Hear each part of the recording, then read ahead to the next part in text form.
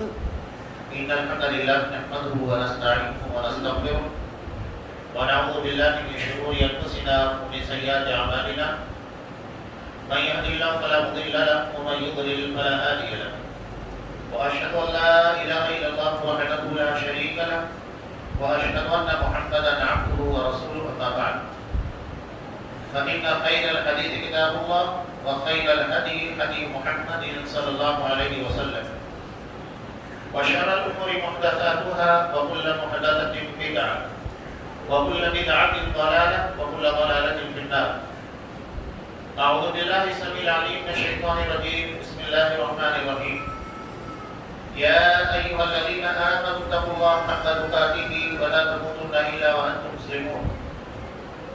يا أيها الناس اتقوا ربكم الذي خلقكم من نفس واحدة وخلق منها زوجها وبث منهما رجالا كثيرا ونساء واتقوا الله الذي تساءلون به والأرحام إن الله كان عليكم رقيبا. يا أيها الذين آمنوا اتقوا الله وقولوا قولا سديدا يصلح لكم أعمالكم ويغفر لكم ذنوبكم ومن يطع الله ورسوله فقد فاز فوزا عظيما. وقال والذين آمنوا أشد حبا لله.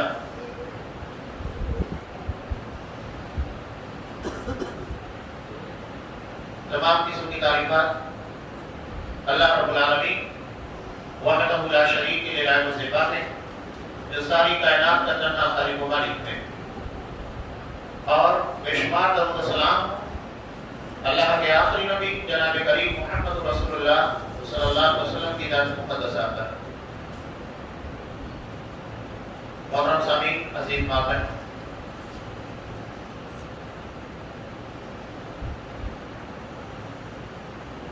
فتح مکہ کے موقع پر آپ صلی اللہ علیہ وسلم رازداری چاہتے تھے اور مکہ والوں پر بالکل اچانک حملہ کرنا چاہ رہے تھے. مدینہ میں زور و شور سے تیاریاں جاری تھیں. اس بات کی اطلاع ایک بدری صحابی حضرت حاطب بن ابی بلتعہ رضی اللہ تعالیٰ عنہ نے ایک عورت کے ذریعے اہل مکہ کو دینا چاہی.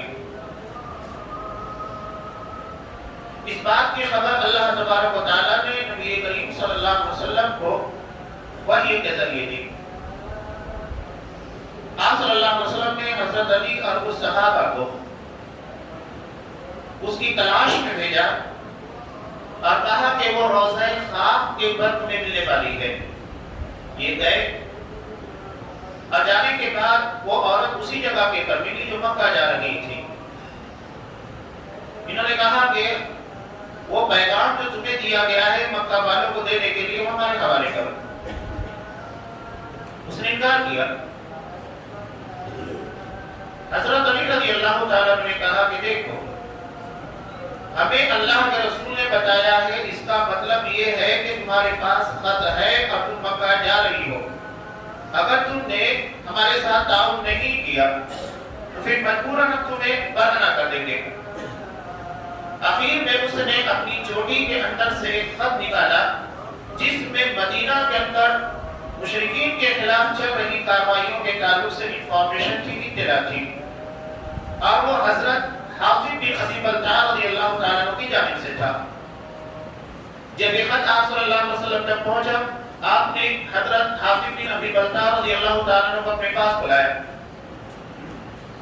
یہ نہیں کہ فوری طور پہ ایکشن لیا جائے، جب تک صاحب معاملہ سے تفتیش نہ کی جائے، صفائی نہ طلب کر لی جائے، بات آگے نہیں بڑھائی جاتی ہے، کتنا بھی بڑا مقدمہ ہو. یہاں تو راز کو فاش کرنے والا معاملہ تھا. آپ صلی اللہ علیہ وسلم نے حضرت حاطب بن ابی بلتعہ رضی اللہ تعالیٰ عنہ کو بلایا. کہا کہ کیا بات ہے، ہمارے منع کرنے کے باوجود تم نے یہ خط اور ہماری ساری کارروائیوں کے تعلق سے اہل مکہ کو خبر کیوں دینا چاہیے؟ انہوں نے کہا مسلمان اور خاص طور سے صحابہ بالکل صاف تو تھے.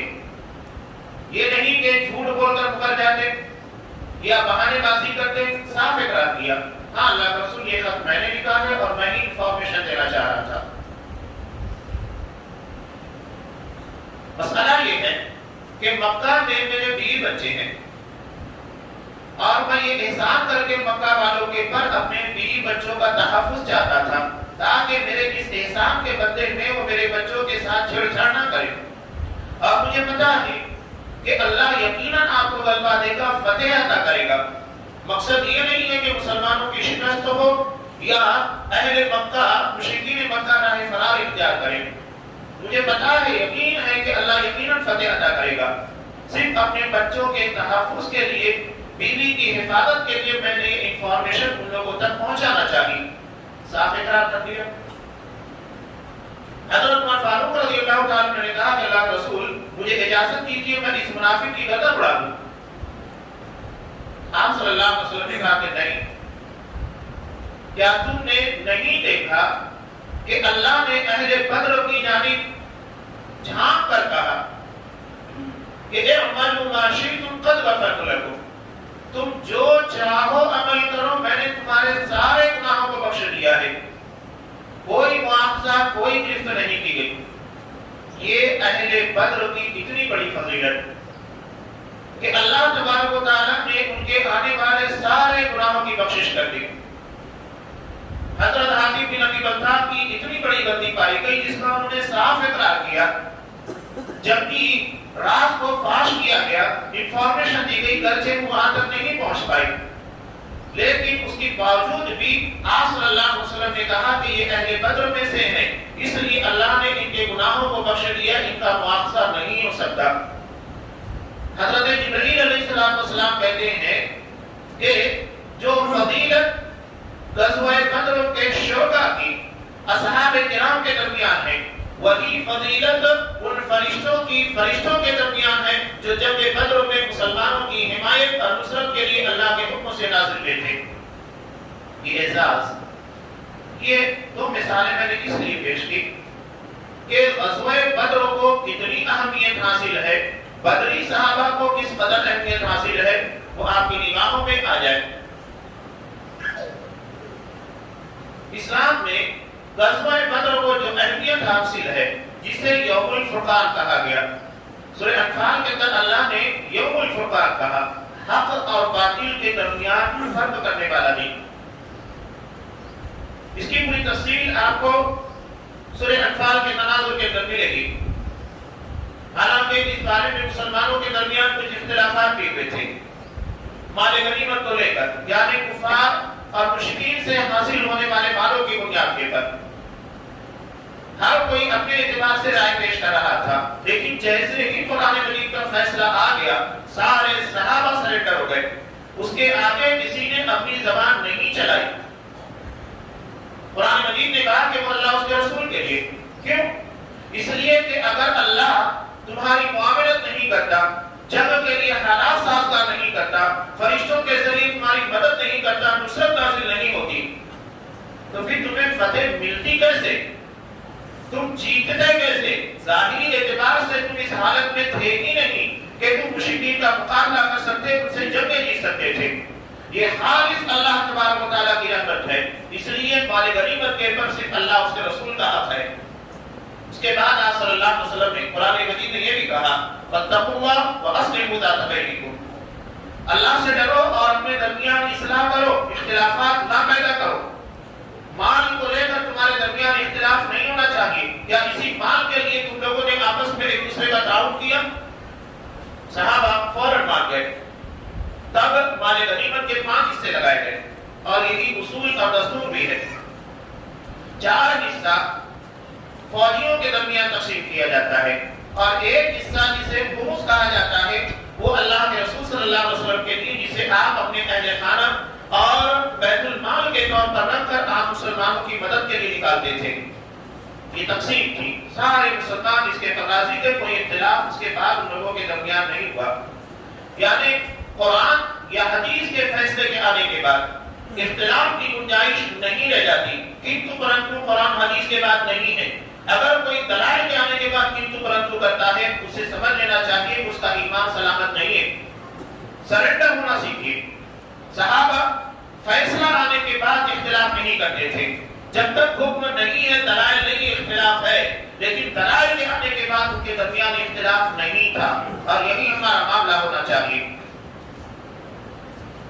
غزوہ بدر، اس کی وجہ کیا تھی؟ اس کی بنیادی اور اہم وجہ تھی کہ مکہ میں مسلمانوں کے اسباب اور ان کی جائیداد پراپرٹی کو چھین لیا گیا تھا، قسم کر لیا گیا تھا.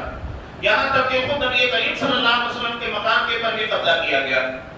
حضرت صہیب رومی رضی اللہ تعالیٰ جو انتہائی بہترین لوہار تھے، اوزار بہترین طریقے سے بنایا کرتے تھے، مکہ آنے کے بعد، یہ روم کے تھے، روم سے آنے کے بعد مکہ میں شفٹ ہوئے. اللہ نے ہنر عطا کیا تھا جس کی بنیاد کے پر انہوں نے بڑی پراپرٹی بنا لی اور بہترین کاروبار چل رہا تھا. مسلمان ہونے کے بعد جب یہ مدینہ ہجرت کرنا چاہ رہے تھے، مشرکین مکہ نے روک دیا، کہا کہ ہمارے درمیان رہ کر ہم سے تم نے اتنی پراپرٹی بنائی، اتنی جائیداد بنائی، اور یہ چاہتے ہو کہ سب مسلمانوں کے ساتھ لے کر مدینہ پہنچ جاؤ، نہیں ہو سکتا. انہوں نے کہا کہ ٹھیک ہے، یہ بتاؤ اگر میں اپنی ساری پراپرٹی جائیداد تمہیں دے دوں، کیا تم مجھے مدینہ جانے دو گے؟ کہا کہ ہاں بالکل. ایک مشرک کے لیے مال سے بڑھ کر کیا چیز ہوتی ہے؟ دنیا سے بڑھ کر کچھ نہیں ہوتا. انہوں نے اپنی پوری پراپرٹی سب دے دیا، ان کے حوالے کیا. تنے تنہا کچھ نہیں تھا اپنے پاس، نبی کریم صلی اللہ علیہ وسلم کی خدمت میں ہجرت کر کے پیش کر دیا. آپ صلی اللہ علیہ وسلم کو جب یہ خبر لگی کہ حضرت صہیب رومی رضی اللہ تعالیٰ اپنا سب کچھ لٹا کر قربان کر کے اللہ کی راہ میں تنے تنہا ہجرت کے لیے آ رہے ہیں، کہا کہ صہیب نے نفع کمایا. صہیب نے نفع کمایا. جنہوں نے اپنی آخرت کو دنیا کے مقابلے میں ترجیح دی، جبکہ ہمارا معاملہ یہ ہے بل تؤثرون الحیات الدنیا، ہم آخرت کے مقابلے میں دنیا کو ترجیح دیتے ہیں. والآخرۃ خیر وابقیٰ، جبکہ آخرت سب سے بہتر ہمیشہ باقی رہنے والی چیز ہے. یہ حالات تھے، سب کچھ چھین لیا گیا تھا. تو آپ صلی اللہ علیہ وسلم اس کی تلافی کے لیے جو جائیداد مسلمانوں کے جو نقصانات ہوئے تھے اس کی بھرپائی کے لیے مشرکین کا ایک بہت بڑا قافلہ، جو کہ حضرت ابو سفیان رضی اللہ تعالیٰ عنہ جس وقت مسلمان نہیں تھے، ان کی قیادت میں صرف 40 آدمی تھے، ملک شام سے پورے اسباب کے ساتھ اور پورے مال کے ساتھ مکہ لوٹ رہا تھا. اور اس کی مالیت آج کے اعتبار سے 262 کلو سونے کی تھی.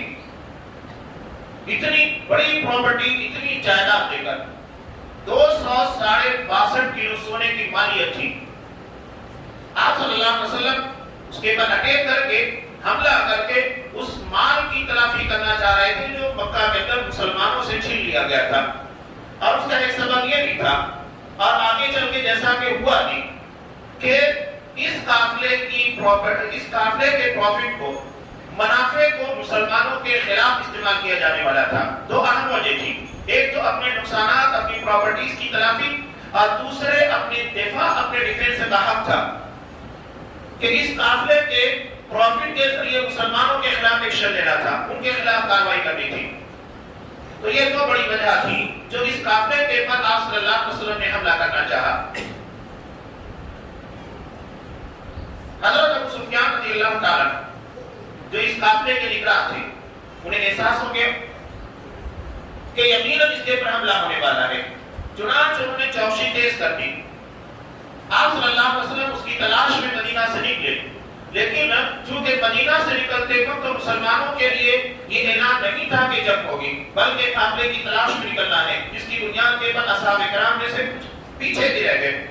عام حکم نہیں تھا تمام لوگوں کو شریک ہونے کے لیے، بلکہ اختیارات کیے گئے، جس کو شریک ہونا ہے شریک ہو جائے، جس کو نہ شریک ہونا ہے نہ ہو.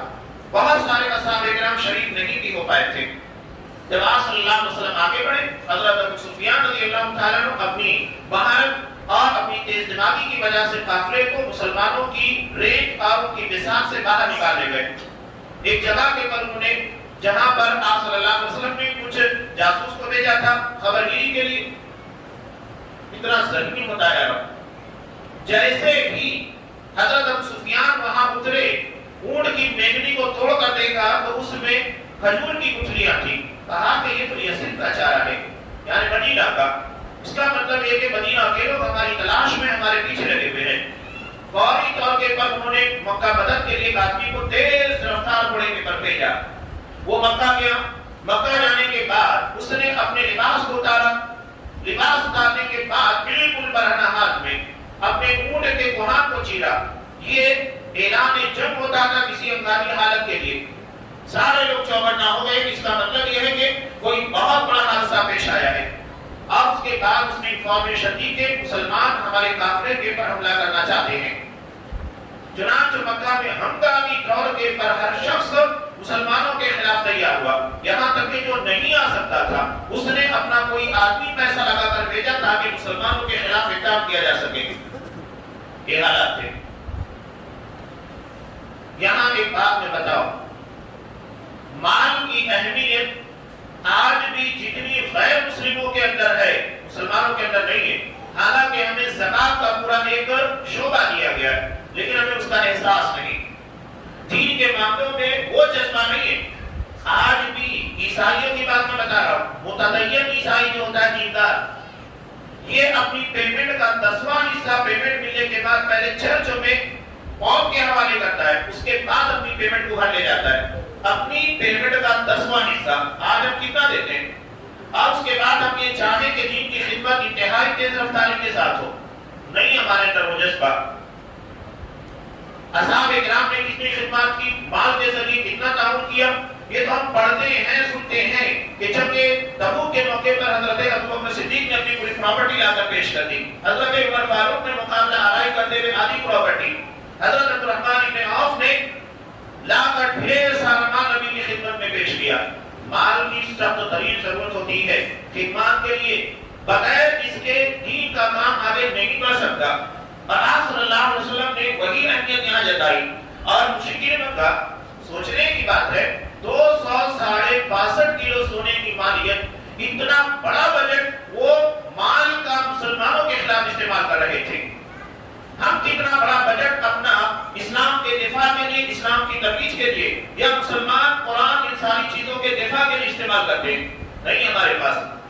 اب اس کے بعد اعتراضات کو پوچھئے بڑے بڑے اعتراضات، نکتہ چینیاں۔ بنی اسرائیل کا جو واقعہ قرآن مجید میں اس قدر بیان کیا گیا ہے، اس کی بڑی وجہ یہی ہے، یہ بڑی حد تک مقابل تھی۔ اپنے نبی کے پر اعتراض کے پر اعتراض کرنا، ساری کھلی نشانیاں دیکھنے کے بعد پھر اعتراض۔ تو یہ ہر دھرمی کی بنیاد کے پر، اور آپ صلی اللہ علیہ وسلم نے کہا لَتَتَّبِعُنَّ سُنَنَ مَن كَانَ قَبْلَكُمْ، تم بھی اپنے سے پہلے لوگوں کے طور طریقے اپناؤ گے، جس طرح وہ کیا کرتے تھے اس طرح تم بھی کرو گے۔ اور وہ چیزیں آج نمایاں طور پر ہم کو دکھائی دیتی ہیں، جھیلنا پڑتا ہے ساری چیزوں کو۔ وہ اتنی اہمیت آج بھی آپ دیکھیے، ہم ہندوستان کے اندر ایک تنظیم کے بارے میں بار بار باتیں کرتے ہیں، کیا وہ تنظیم بغیر منصوبہ بندی، بغیر پلاننگ کے یہاں تک پہنچ گئی؟ انہوں نے کچھ نہیں کیا، اپنے آپ صرف افراد کی قوت کی بنیاد کے پر انہوں نے کتنے سارے اختیارات حاصل کر لیے، بغیر محنت، بغیر جستجو کے، بغیر علم کے، بغیر ٹیکنالوجی کے، بغیر محنت کیے ہوئے۔ صرف اعتراضات یہ ہمارے مسائل کا حل نہیں ہے، یہ ہماری مشکلات کا حل نہیں ہے، جبکہ بدر کا ایک بہت بڑا پیغام ہے منصوبہ بندی۔ آپ صلی اللہ علیہ وسلم نے صرف جا کر میدان بدر میں کھڑے ہو گئے اور فرشتے آئے مسلمانوں کو فتح مل گئی، ایسا نہیں تھا۔ مشرکین ایسا نہیں تھا کہ سامنے آئے اپنی گردنیں کٹا کر چلے گئے۔ آپ صلی اللہ علیہ وسلم نے اپنی بساط پر جتنی اللہ نے طاقت دی ہے، منصوبہ بندی کی، پلاننگ کی، اس کے بعد اللہ تبارک و تعالیٰ کی مدد اور نصرت آئی۔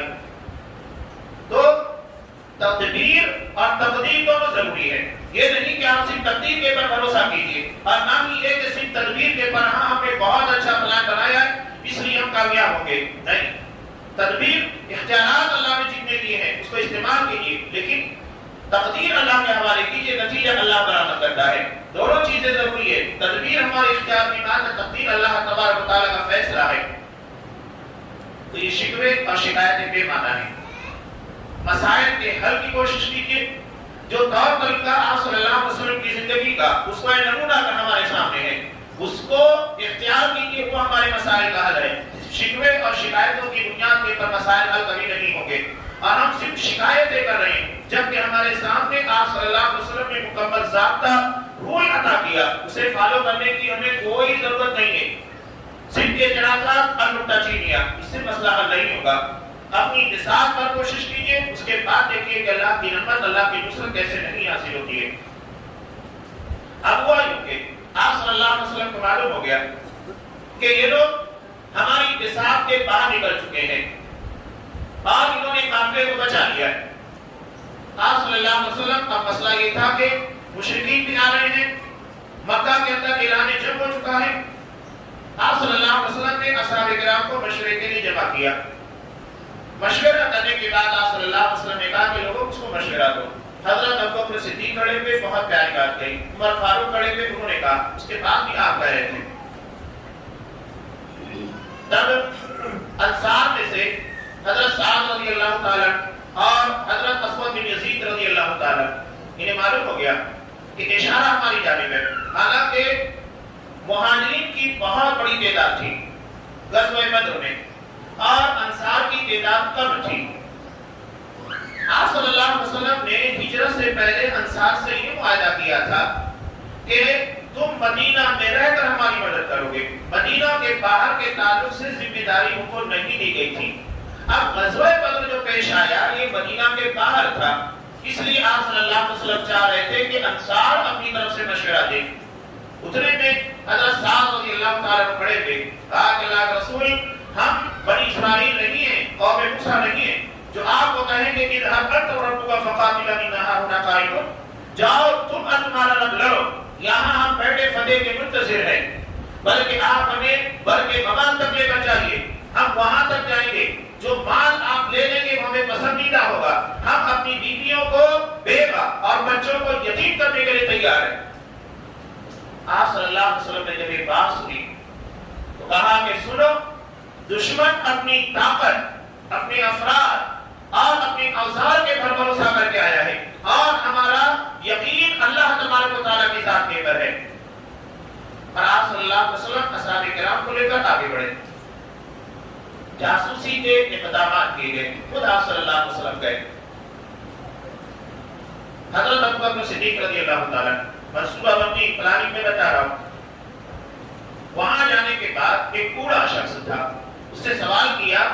دیکھیں آپ صلی اللہ علیہ وسلم نے پہلے مشرکین کے بارے میں نہیں بلکہ اپنے بارے میں سوال کیا تاکہ وہ شخص یہ نہ سمجھے کہ لوگ کون ہیں. پہلے یہ پوچھا کہ مسلمان اس وقت کہاں ہیں اور کس مقام کے اوپر پڑاؤ ڈالے ہوئے. وہ کہنے لگا نہیں, پہلے تم بتاؤ تم کون. آپ صلی اللہ علیہ وسلم نے کہا کہ ٹھیک ایسا ہے, پہلے تم بتا دو اس کے بعد ہم بھی بتا دیں گے. کہا کہ ٹھیک ہے.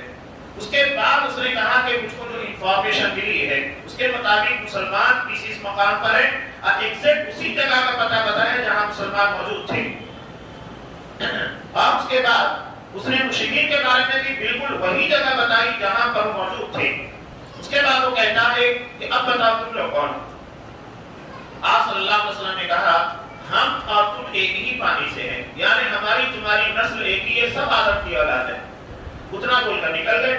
وہ پریشان ہو گیا, کہتا کہ کہاں کے پانی کے, یعنی کس نسل کے ہو, عراق کے ہو, یمن کے ہو, کہاں کے ہو. تب تک آپ صلی اللہ علیہ وسلم وہاں سے جا چکے تھے. اس کے بعد آپ نے اس صحابہ کو بھیجا, حضرت علی, حضرت زبیر وغیرہ کو.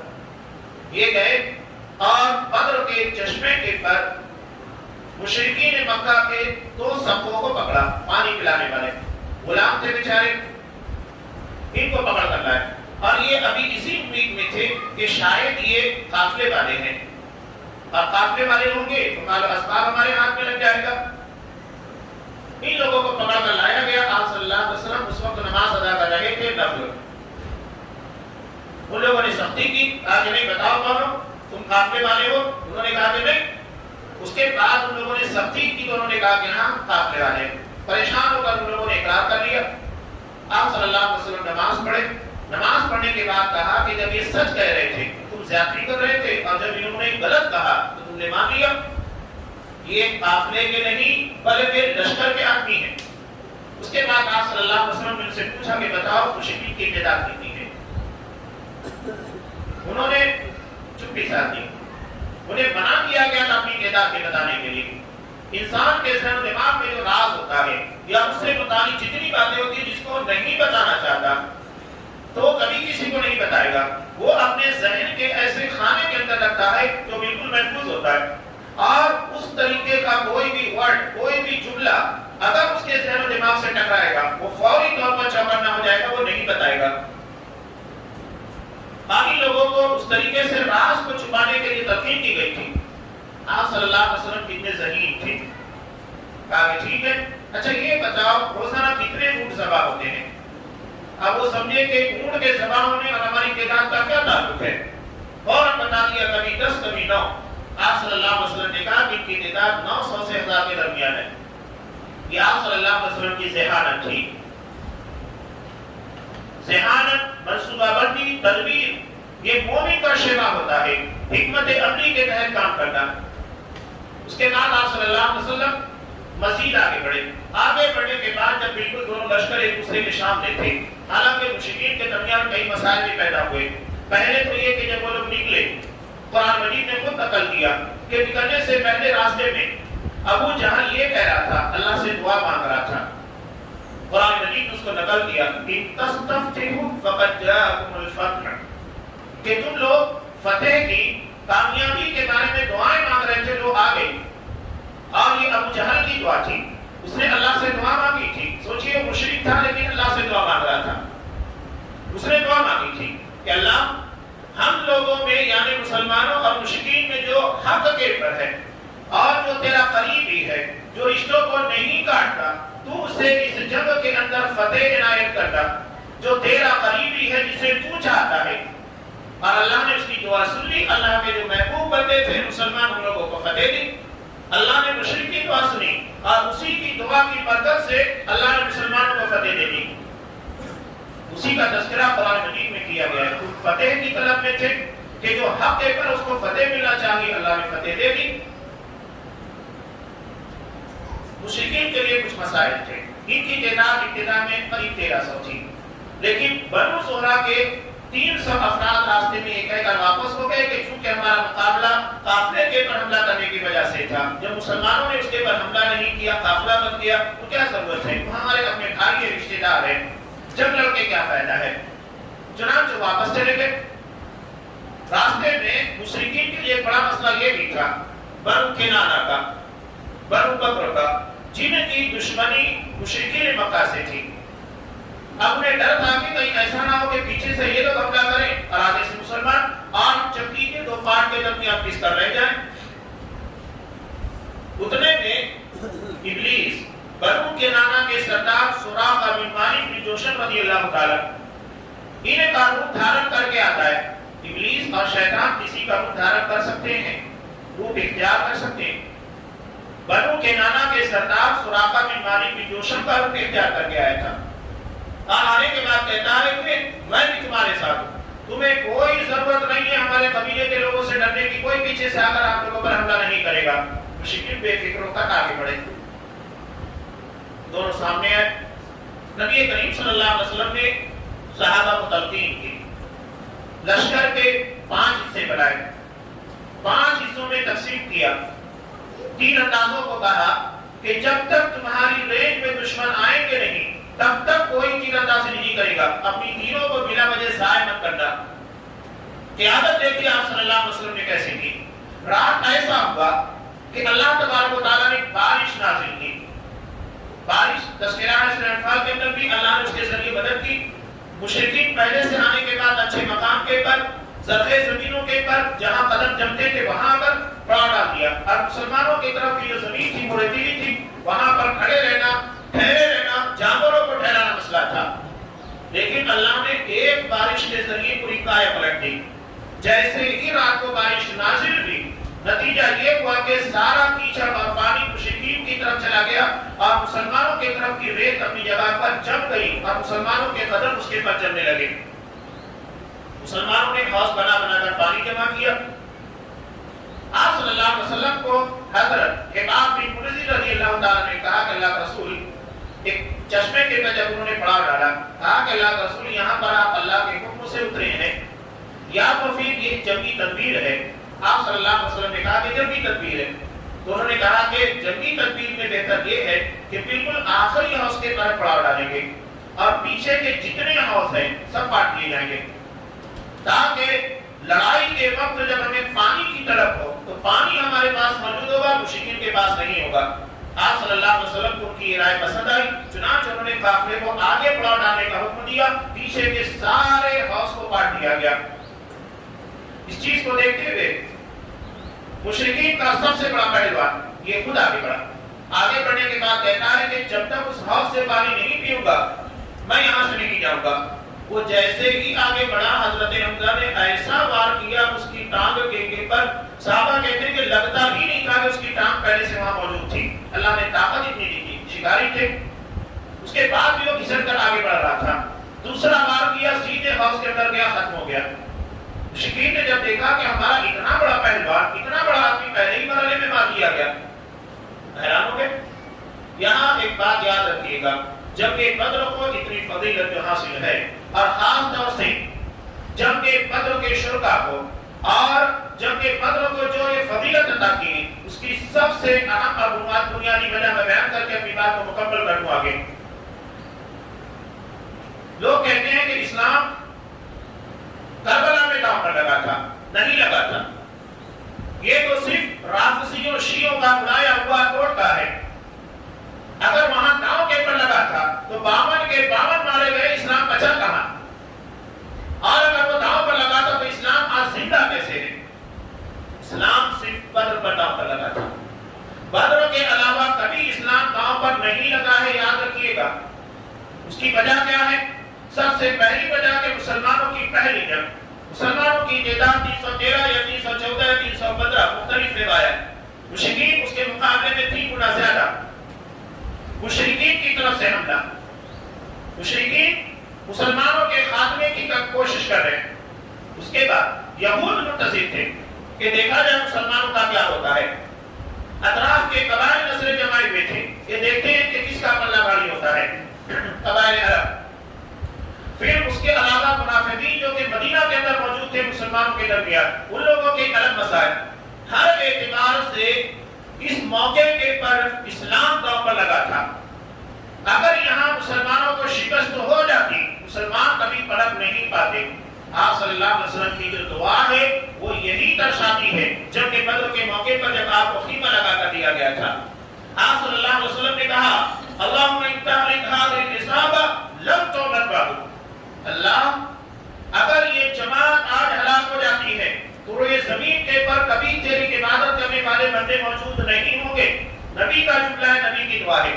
اللہ اگر تو چاہتا ہے کہ وہ زمین کے پر تیری عبادت کرنے والے بندے موجود رہیں تو اس جماعت کو فتح عطا کر، یہ دعا ہے۔ اور یہی دعا بتاتی ہے کہ اسلام صرف اسی وقت داؤں پر لگا تھا کہ اگر وہاں مسلمانوں کو فتح نہیں ملتی تو پھر مشرکین، قبائل عرب، یہود، منافقین سب کے سب بچے کچے مسلمانوں کا خاتمہ کرتے تھے اور اسلام کبھی پھیل نہیں پاتا۔ اور اللہ نے نبی کی اس دعا کو سننے کے بعد وسیع فتح عطا کی۔ ابتدا میں مباحثت ہوتی تھی، کچھ وقت چلتا تھا، ایسا نہیں کہ ڈائریکٹ ایک دوسرے کے پر حملہ ہو رہا ہو۔ مشرکین کی طرف سے عتبہ، شیبہ اور ولید، یہ 3 افراد نکلے، مباحثت کی، چیلنج ہوا، آؤ ہم سے مقابلہ کرو۔ انصار کے 3 آدمی آگے بڑھے، انہوں نے نام پتہ پوچھا، کہا واپس جاؤ، ہمیں اپنے رشتہ داروں سے لڑنا ہے۔ یہی اصل وجہ ہے، یہاں ہم اپنوں کو دیکھ کر حق اور ناحق کے درمیان کترا جاتے ہیں۔ ارے میرا بھائی ہے، میرا چچیرا بھائی ہے، رشتہ دار ہے، یہ ہے، میں کیسے اس کے خلاف جا سکتا ہوں؟ دین کے معاملے میں اپنے قدم نہیں بسا ڈالے تھے، ہاں تجارت میں اپنے بھائی سے بھی جھگڑا کر لیں گے، لیکن دین کے معاملے میں نہیں۔ وہاں رشتہ داری میں بہت یاد آتی ہے، پیسے کا معاملہ آئے گا، پراپرٹی کا مسئلہ آئے گا، دین کا، دنیا کا مسئلہ آئے گا، خوب جھگڑے کر کے نسلوں میں جھگڑے چلتے ہیں، لیکن دین کے معاملے پر نہیں۔ قرآن مجید نے صحابہ کے بارے میں وہی کہا والذین آمنوا اشد حبا للہ، صحابہ اللہ کی محبت میں سب سے شدید تھے، اللہ کی محبت کے آگے انہوں نے کسی کی محبت کو نہیں دیکھا، اور اس کے نمونے جنگ بدر کے موقع پر ملتے ہیں۔ ادھر سے آپ صلی اللہ علیہ وسلم نے حضرت علی، حضرت حمزہ اور عبیدہ بن حارث رضی اللہ تعالیٰ ان لوگوں کو کہا جا مقابلہ کرو۔ حضرت علی، حضرت حمزہ فوری طور کے پر اپنے مقابل سے فارغ ہو گئے، لیکن عبیدہ بن حارث اور ان کے مد مقابل میں کچھ زخموں کا تبادلہ ہوا، دونوں نے ایک دوسرے کو زخم پہنچایا۔ حضرت علی حضرت حمزہ اپنے شکار سے فارغ ہونے کے بعد فوری طور پر حضرت ابو عبیدہ بن حارث کو بچایا، ان کے مقابل کو ختم کیا، واپس لے کر آئے. یہ انڈیڈ ہو چکے تھے. مشرکین نے جب دیکھا کہ پہلے مرحلے میں ہمارے 3 بڑے بڑے سرداروں کو، طاقتور نوجوانوں کو مار دیا گیا، انہوں نے کچھ نہیں دیکھا، آدمی نے بجا سیدھے حملہ کیا، اور اس کے بعد اللہ تبارک و تعالیٰ نے مسلمانوں کی مدد کی. حضرت جبرائیل علیہ السلام یہاں تک کہ صحابہ کہتے ہیں کہ جنگ کے دوران اب اللہ کی طرف سے بہت بڑی نعمت سورہ انفال میں اللہ نے نقل کیا کہ یبشرکم الناس امنۃ منکم، اللہ نے وہ تمہارے پر تانے کا دی بطور امن کے. صحابہ کہتے ہیں کہ جنگ کے موقع پر کئی مرتبہ ہمارے ہاتھ سے تلواریں ہوگا کی وجہ سے چھوٹی. بتاؤ جب جان داؤ پر لگی اس وقت ہوگا نا، بہت بڑی نعمت تھی. اللہ نے تمہاری طرف کی زمین تمہارے حق میں بہتر بنا دی، یہ مدد تھی. اللہ نے آسمان سے فرشتے اتارے. حضرت جبرائیل علیہ السلام صحابہ کے درمیان آپ آئے، کہا کہ جبرائیل دیکھو فرشتے آسمان سے اتر رہے ہیں گھوڑوں کے پر تمہارے درمیان. ایک صحابی کہتے ہیں کہ میں ایک مشرک کو مارنے کے لیے اپنی تلوار آگے بڑھایا، میری تلوار کے پہنچنے سے پہلے میں نے دیکھا کہ اس کا چہرہ خم پڑ چکا تھا، یعنی اس کو کسی نے مار دیا تھا. حضرت عباس رضی اللہ تعالیٰ عنہ کو قیدی بنایا گیا. وہ کہتے ہیں کہ مجھے تو ایک خبرو نوجوان نے قیدی بنایا، لیکن وہ مجھے نظر نہیں آ رہا ہے. تب آپ صلی اللہ علیہ وسلم نے کہا کہ اللہ نے ایک تیسرے آسمان کے فرشتے سے تمہاری مدد کی اور ان کو قیدی بنایا. یہ نصرت اللہ کی طرف سے تھی، فرشتے نازل ہوئے. اس جنگ کی ایک بنیادی وجہ میں آپ کو بتاؤں جو اسے اتنی بڑی فضیلت حاصل ہے، اس کی ایک بڑی وجہ یہ اپنوں سے لڑی جانے والی جنگ تھی، غیروں سے نہیں. ایک رشتہ دار دوسرے رشتہ دار کے خلاف تھا. میں نے پہلے کہا کہ ہم یہاں کمی کاٹتے ہیں، اپنے آپ کو بچانے کی کوشش کرتے ہیں دین کے معاملے میں. وہاں اللہ کی محبت میں انہوں نے کسے کسے مارا آپ کو پتا ہے؟ حضرت ابو عبیدہ بن جراح رضی اللہ تعالی امین هذه الامه، اس امت کے سب سے امانتدار صحابی. یہ کہتے ہیں کہ ایک شخص میری تلوار کی زد میں کئی مرتبہ آیا، میں نے تھوڑا سا نظر انداز کیا، لیکن جس وقت مکمل طریقے سے میری تلوار کی رینج میں آیا تو میں نے تلوار چلانے میں جھجک محسوس نہیں کی، مار دیا. کسے مارا تھا؟ کون تھا جس کے پر انہوں نے ایک مرحلے میں اپنی تلوار کو چلا کر خاتمہ کیا تھا؟ اپنے سب کے باپ کو مارا تھا. سوچئے کہ جب کیسی رہی ہوگی کہ ادھر بیٹا ہے، سامنے باپ ہے، اور جب باپ تلوار کی سر میں آتا ہے تو بیٹا اپنی تلوار نہیں روکتا ہے، مار لیتا ہے. یہی ہے قرآن کہہ رہا ہے والذین آمنوا اشد حبا للہ، کہ مومن اللہ کی محبت میں سب سے شدید، اللہ کی محبت کے آگے میں نے کسی کی محبت کو نہیں دیکھا. یہی پیغام بدر ہے کہ اللہ کی محبت کو دنیا کی ساری محبتوں کے ترجیح دینا سیکھیے. اگر یہ جذبہ ہمارے اندر نہیں ہے تو ہمارا ایمان کامل نہیں ہے. یہ بدر کے واقعات، بدر کی جنگ، اس کو سن کر ہمارے لیے کوئی فائدہ نہیں اگر اس پیغام کو نہیں سمجھ پائے، اس محبت کو نہیں زندہ کر پائے جو محبت صحابہ کے اندر تھی. حضرت عمر فاروق رضی اللہ تعالی ان کے مقابلے میں ان کا سگا ماموں آس بن ہشام آتا ہے، مار دیا، نہیں چھوڑا، جگہ کے پر خاتمہ کیا، اپنے ماموں کے پر حملہ کیا. حضرت ابوبکر صدیق رضی اللہ تعالیٰ عنہ کا بیٹا وہ کہتا ہے کہ بعد مسلمان ہو گیا تھا، وہ کہتا ہے کہ ابا جان آپ میری تلوار کی زد میں بدر کے موقع پر کئی مرتبہ آئے، لیکن میں نے یہ سوچا کہ جانے دیجیے باپ سے کون مارے گا. حضرت ابوبکر صدیق کہتے ہیں اپنے بیٹے سے، اپنے لفظ جگر سے کہا کہ بیٹے اگر تو میری تلوار کی زد میں آتا میں نہیں چھوڑتا. میں یہ نہیں دیکھتا کہ تو میرا خون ہے، میرا لفظ جگر ہے، میں یہ دیکھتا کہ تو اللہ کے دین کا دشمن ہے، مار دیتا، میں نہیں چھوڑتا. یہ ہے فضائے بدر. اسی بنیاد پر اللہ نے مسلمانوں کو نصرت عطا کی، فتح عطا کی.